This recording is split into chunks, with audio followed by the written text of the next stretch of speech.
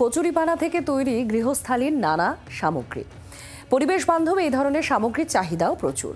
এবার পূর্ব বর্ধমানের পূর্বস্থলীতেও শুরু হয়েছে এই প্রকল্প, যেখানে কচুরিপানা দিয়ে তৈরি নানা সামগ্রী পাওয়া যাবে। ফলে কর্মসংস্থানের সুযোগও বাড়বে বলেই আশা সকলের। খালবিলের কচুরিপানা থেকেই হবে কর্মসংস্থান।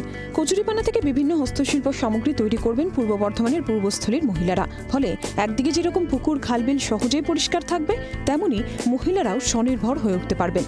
মুখ্যমন্ত্রীর অনুমোদনে মন্ত্রী স্বপন দেবনাথের উদ্যোগে পূর্বস্থলীতে এই প্রকল্পের কাজও শুরু হয়ে গিয়েছে ট্রায়ালও।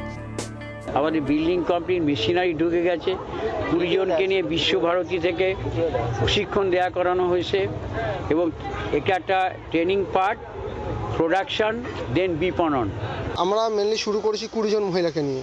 তো 20 জন মহিলা এর মধ্যে ইনভলভ আছে।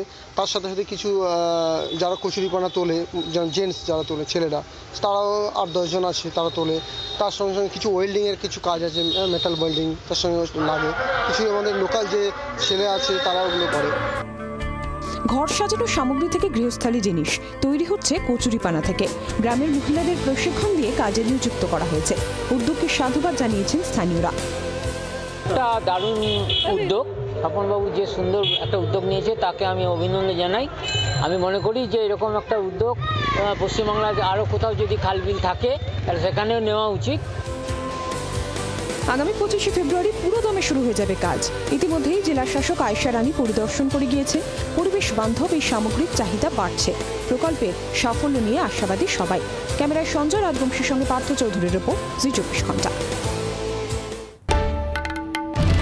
বাংলার আওয়াজ, বাঙালির আবেগ, জি 24 ঘন্টা।